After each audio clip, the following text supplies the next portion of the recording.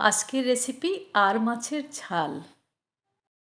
একদম অল্প উপকরণে তৈরি মাছের এই আইটেমটি আপনি কিন্তু আপনার অতিথি আপ্যায়নের টেবিলে রাখতেই পারেন। প্রথমে আমি ধুয়ে পরিষ্কার করা মাছগুলোতে হলুদ আর নুন মাখাচ্ছি। যেহেতু আর মাছটা তেলে খুব ফাটে এবং আমাদের গায়ে চোখে মুখে এসে ফোস্কা পড়ে, সেই জন্য একটু কাঁচা তেল, সর্ষের তেল এখানে নুন হলুদের সাথে মাখিয়ে নিচ্ছি। আর একটা জিনিসও দেব খুব অল্প পরিমাণে, সেটা হচ্ছে সেই সাথে যদি আমরা একটু ময়দা বা আটার গুঁড়ো দেই খুব সামান্য পরিমাণ, তাহলে কিন্তু একদমই ছিটকবে না।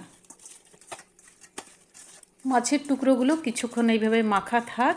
এই দিকে আমি একটু মশলার দিকে ধ্যান দিই কী দেওয়া যায়। 4-5 কোয়া রসুন ছাড়িয়ে নিলাম বড় একটা পেঁয়াজ কুচিয়ে, এটাকে আমি মিক্সিতে গ্রেট করে নেব। দেখতে থাকুন কতটা কম উপকরণে এত সুন্দর রান্না।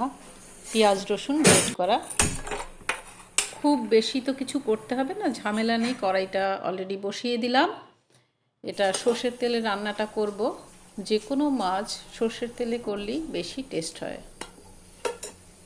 তেলটা খুব ভালো করে গরম হওয়া পর্যন্ত কিন্তু অপেক্ষা করতে হবে, নইলে ফেনা বেরোবে বা মাছ লেগে পড়বে। আবার কড়ার তেল যদি খুব বেশি গরম হয়, যেমন অনেকক্ষণ ধরে গরম হতে থাকলো, মাছ দিতে দেরি হলো, সেক্ষেত্রে কিন্তু আগুন ধরে যায় কখনো কখনো।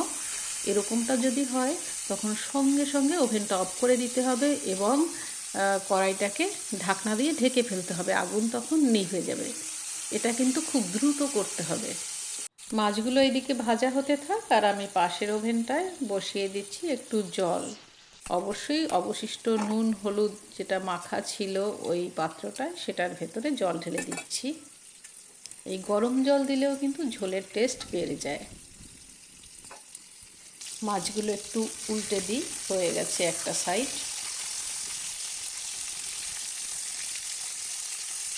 দেখুন কাঁচা তেলের জন্য মাছ কিন্তু ওল্টাতেও সুবিধে হচ্ছে, লেগে পড়েনি এবং ছিটকেও আসেনি চোখে মুখে। আমি একদম পাশে দাঁড়িয়ে কিন্তু উল্টাচ্ছি। এই যে সামান্য আটা ময়দা দিতে বললাম একটুখানি, সেটা কিন্তু আপনার আর একটা সুবিধে হবে, আর মাছ যেহেতু খুব নরম তাই একটু গোটা গোটাই থাকবে, ভেঙে ঘেটে যাবে না। যারা ঝোলে আটা ময়দা ব্যবহার করতে চান না, তারা চালের গুঁড়ো রাখতে পারেন রান্নাঘরে। এখন কিন্তু বাজারে খুব ভালো মানের চালের গুঁড়ো পাওয়া যায়। আর মাছ আমার খুব ফেভারিট একটা মাছ, আর মাছ খেতে বাচ্চারাও খুব ভালোবাসে, কারণ একদম কাটা নেই তো, আর থাকলেও খুব সামান্য। মাছগুলো নামিয়ে নিলাম, দিয়ে দিচ্ছি আর একটু তেল, কারণ মশলাটা কষাতে হবে, আর একটু তেল দরকার, যতটা কম দেওয়া যায় আর কি। সেই পেঁয়াজ রসুন একসাথে করা পেস্টটা দিয়ে দিচ্ছি এখন। পেঁয়াজ রসুনটা একটু হালকা ভাজা হলে তখন লঙ্কা বাটাটা দিয়ে দেব।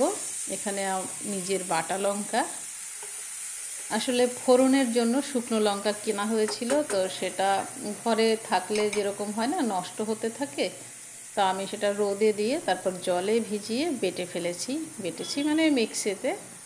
তো সেটাই ফ্রিজে রেখে দিয়েছি চিলারে, এরকম করে আপনারাও রাখতে পারেন, দেখবেন অনেক দিন ভালো থাকে। চিলার বা একদম যদি ডিপ ফ্রিজে রেখে দিতে পারেন। আর ঘরে তৈরি গুঁড়ো বা বাটা মশলা কিন্তু অতুলনীয়, কোনো ভেজাল থাকবে না, শরীর ভালো থাকবে। দিয়ে দিচ্ছি একটু নুন।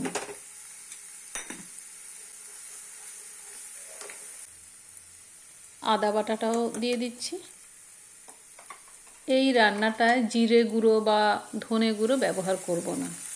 আর একটা কথা বলতে ভুলে গেছি, সেটা হচ্ছে আর মাছ কখনোই ভেজে একেবারে কাগজ করতে নেই, তাহলে কিন্তু টেস্ট থাকে না, খেতে কেমন একটা ছিবড়ে ছিবড়ে হয়ে যায়। এটা খুব তুলতুলে নরম রাখলেই মাছটা খেতে দারুণ লাগে। এখন দিচ্ছি 3-4 চামচ টক দই। বাড়িতে যদি টক দই না থাকে তাহলে টমেটো থাকলে সেটাও গ্রেট করে দেওয়া যেতে পারে, আর টমেটো না থাকলে দিতে পারেন তেঁতুল। এবারে তেল ছাড়া অবধি আমি মশলাটাকে কষাতে থাকবো। এটা হয়তো গৃহিণীরা সবাই জানেন, কিন্তু আমি নতুনদের জন্য বলছি, যারা রান্নাঘরে এখনও সেরকমভাবে ঢোকেন না। এই যে মশলা থেকে তেল বেরিয়ে আসছে, এখন ঝোলের জলটা ঢেলে দেওয়া যায়। এদিকে জলও গরম হয়ে গেছে। আর মাছ ভালো রান্না করার আরেকটি গুরুত্বপূর্ণ টিপ হচ্ছে, এটায় ঝাল আর নুনটা কিন্তু একদম একটু বেশি বেশি দিতে হয়। বিশেষ করে ঝাল কম হলে খেতে ভালো হয় না। আর বাড়িতে যদি কারোর ঝালে আপত্তি থাকে সেক্ষেত্রে 3-4টে গোটা লঙ্কা ফেলে দিতে পারেন, যার লাগবে সে ভেঙে নেবে। এই সময় ফ্লেমটা কিন্তু একটু চড়া হতে হবে। ঝোল ফুটে ওঠার পরে তারপরে কমিয়ে দিতে হবে। ঝোলের জলটা ফুটছে, এখন মাছগুলো দিয়ে দেব। খুব আস্তে করে দিতে হবে কারণ ভীষণ নরম। আর মাছের এই আইটেমটা শুধু যে গরম ভাতে ভালো লাগে তা নয়, এটা কিন্তু ফ্রাইড রাইস পোলাওয়ের সাথেও যায়। শর্টকাট সুস্বাদু এই আর মাছের রেসিপিটি আমাকে শিখিয়েছিলেন আমার মেজ কাকিমা মীনাক্ষী মিত্র। কাকিমা দারুণ রাঁধেন। এই সময় কিন্তু ফ্লেমটা একটু কমিয়ে রাখতে হবে, নইলে যে তেল তেল ব্যাপারটা এটা একদম হাওয়ায় উড়ে যাবে, উড়ে গিয়ে ঝোলটা ফ্যাকাশে সাদা হবে দেখতে।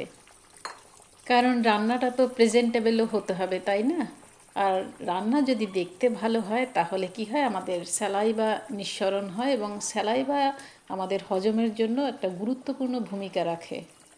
রান্নাটা ফুটতে থাক, আমি এখানে একটু গরম মশলা বেটে নিচ্ছি কারণ আমার পাউডারটা ফুরিয়ে গেছে।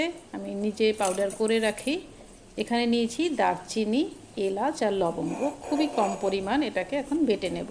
এখন বাটা গরম মশলাটা ঝোলে দেব, তাই তেল সহ একটু ঝোল বাটিতে তুলে নিচ্ছি। এটার সাথেই গুলে দেব, নইলে একটা জায়গায় পড়তে পারে, গুলতে চায় না গরম মশলা, খুব দলা পাকিয়ে থাকতে চায়, এরকম একটা টেন্ডেন্সি রয়েছে যদি পাউডার না হয়।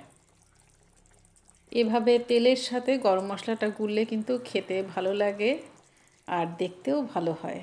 ঝোলটা একদম ঝকঝকে হয়। যত না তেল তার থেকেও তেল মনে হয়। দেখুন কত কম উপকরণে আদা রসুন পেঁয়াজ লঙ্কা আর একটু গরম মশলা আর টক দই, ব্যাস। এখন একটা দুঃখের কথা জানাচ্ছি, সেটা হচ্ছে এই রান্নাটা শুরু করার সময় আমার ক্যামেরা স্ট্যান্ডটা ভেঙে গেছে। আমাকে বাহাত দিয়ে ধরে ধরে ছবিগুলো তুলতে হয়েছে, ভিডিওটা করতে হয়েছে। সেই জন্য একটু কাঁপছে, কিছু মনে করবেন না, এটা ক্ষমা করে দেবেন। আমি জানি আমার দর্শক বন্ধুরা আমাকে খুব ভালোবাসে, আমিও আপনাদেরকে অনেক অনেক ভালোবাসি। আজকে রান্নাটা করতে করতে অনেক কথা শেয়ার করা হলো। আশা করি শুনবেন, আমার সাথে থাকবেন এবং রান্নাটা করে দেখবেন। আজকে এই পর্যন্তই, আপনারা ভালো থাকুন।